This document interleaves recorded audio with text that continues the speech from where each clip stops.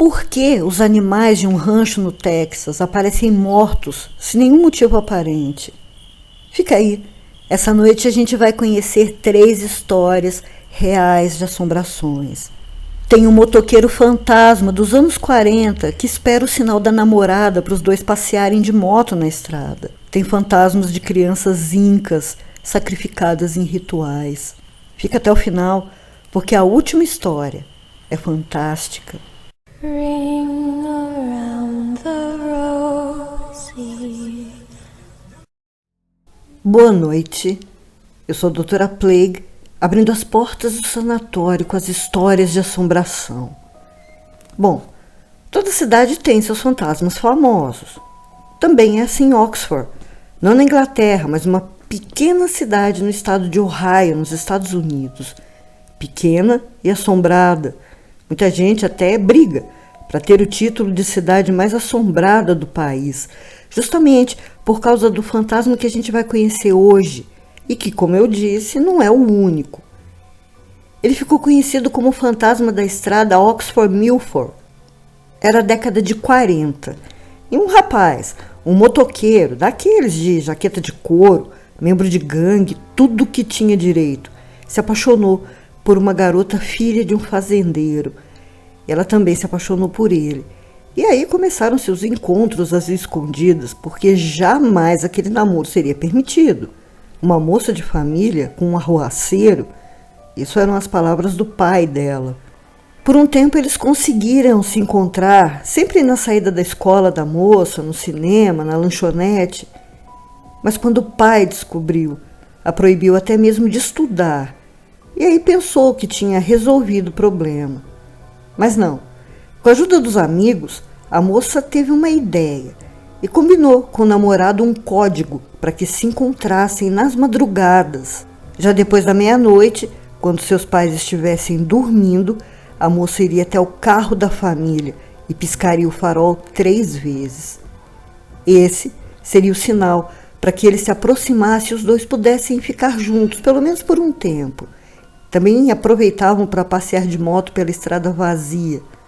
E isso deu certo, por um bom tempo. Até que certa noite o rapaz, por algum motivo, se atrasou e precisou dobrar a velocidade na estrada para chegar a tempo de receber o sinal. Mas não contava com um carro que vinha em sentido contrário e bateu de frente com ele. Seus ferimentos foram tão graves que ele morreu ali mesmo. Não se sabe o que aconteceu com a garota. Provavelmente tocou sua vida, mas com certeza nunca se esqueceu do seu motoqueiro. Ele não a esqueceu. A prova disso são suas aparições na estrada, relatadas por muita gente, e elas se repetem todas as madrugadas. Os motoristas costumam ver um farol surgindo em um ponto distante da estrada, que vai se aproximando, mas nunca chega, ou desaparece, da mesma forma que surgiu. Outros já ouviram o som de uma moto invisível em sentido contrário a seus carros, sempre em direção à velha fazenda. Essa aparição tem um horário certo, é sempre depois da 1 da manhã, que era a hora em que os dois se encontravam. E aí um casal de investigadores sobrenaturais decidiu tirar a limpo a história para saber se era uma assombração real ou só mais uma lenda urbana. Fizeram tudo certinho. Já passava de meia-noite e quando o investigador ficou em um ponto da estrada com um carro, sua esposa estava bem próxima à fazenda, em outro. Quando deu 1 hora da manhã, ela começou a piscar os faróis. Logo, uma luz surgiu lentamente e foi ficando cada vez mais forte, até ficar igualzinho um farol de uma moto. E ela se aproximava cada vez mais, até que a poucos metros de onde o carro estava, desapareceu. Quando foi contar ao marido, ele disse que nem precisava, porque ele viu tudo. A luz tinha passado por ele e que ele inclusive ouviu o som de uma moto. Pelo jeito, o motoqueiro ainda espera pelo sinal da amada. Essa segunda história, também real, muito boa, aconteceu na zona rural de Montana, também nos Estados Unidos, e continua um grande mistério, porque nem os moradores, nem as autoridades, nem ninguém sabe o que de fato aconteceu. 8 irmãos, filhos do dono do rancho Flathead Lake, desde sempre souberam montar, mexer com os animais e já ajudavam no trabalho desde crianças. Se sentiam como verdadeiros cowboys e amavam a terra e os animais que criavam. Mas a paz começou a ir embora no verão do ano de 1960. Em uma manhã, um dos irmãos acordou mais cedo e se adiantou no trabalho, indo fazer uma ronda pelos pastos. Foi quando se deparou com 3 vacas mortas. Elas estavam deitadas, formavam um círculo e não havia qualquer ferimento e nem marca. Ele chamou pelos outros irmãos e eles analisaram, examinaram, e foi constatado que os órgãos reprodutores das vaquinhas tinham sido removidos, e tudo foi feito de uma maneira inacreditável, já que não havia uma gota de sangue, nem próximo aos corpos, nem lugar nenhum, e pareciam que os órgãos tinham sido cirurgicamente removidos. Aquela era uma época em que todos os Estados Unidos estavam obcecados com invasões alienígenas, avistamentos de OVNIs e tudo ligado à ufologia. Até os jornais da região imediatamente já levantaram a hipótese de ação de seres extraterrestres que teriam levado os órgãos das vaquinhas para testes. E todo mundo ficou ou apavorado ou curioso. Mas para os irmãos, essa história de ET não estava fazendo sentido nenhum. E depois de encontrarem uma mensagem estranha, uma inscrição, eram alguns números e letras com uma seta, estava pintada em uma cerca. Aí eles tiveram certeza de que se tratava de obra de humanos mesmo, e começaram a ficar atentos. Mas as coisas estranhas não paravam de acontecer. Certa noite, depois de um dia inteiro de trabalho, os irmãos colocaram seus cavalos na traseira da caminhonete e pararam em um bar para pegar um lanche antes de voltarem para casa. Não demoraram mais que meia hora e, quando voltaram ao veículo, perceberam que um dos cavalos, o que estava lá na frente dos outros, estava do lado de fora. O caminhão continuava trancado, não havia sinal de luta, de desordem, de nada. E os outros cavalos estavam calmos, como se nada tivesse acontecido. Os irmãos nunca entenderam como tiraram aquele cavalo de lá sem tirar os outros antes, e qual era o motivo, a intenção de colocar um cavalo para fora e simplesmente deixá-lo ali. Cada vez as coisas iam ficando mais estranhas. Até mesmo um búfalo criado pelos irmãos, que ficou desaparecido por umas 3 semanas, foi encontrado morto em uma parte mais distante da fazenda, como todos os outros, sem nenhuma marca e nem sangue por perto. Outra coisa que também chamou atenção: nem abutres, nem urubus, nenhum animal carniceiro, nenhum se aproximou do cadáver em nenhum momento, nem mesmo besouros ou moscas. E aí os irmãos decidiram investigar por conta própria o que estaria acontecendo e começaram perguntando aos vizinhos e a outros fazendeiros da região se algo estava acontecendo aos seus animais. Não houve desaparecimentos e nem mortes de animais. Aí o segundo passo foi procurar o xerife para saber se havia na cidade ou nas proximidades algum caso de roubo de gado. E a resposta foi que há tempos as coisas não andavam tão calmas. Eles então já não sabiam mais para onde correr. Percorrendo a fazenda, encontraram mais sinais daquele tipo, de marcações, letras, números e a seta. Estavam agora em árvores, em cercas e nas pedras. Mais animais continuavam a aparecer mortos e as fêmeas sem os órgãos reprodutores. Os irmãos chegaram ao ponto de passarem noites e noites em claro, enquanto metade deles vigiava a propriedade, fazendo rondas durante a madrugada. Os outros vigiavam os céus, em busca de luzes estranhas, já que muitas pessoas contaram que casos semelhantes estavam acontecendo em fazendas da região.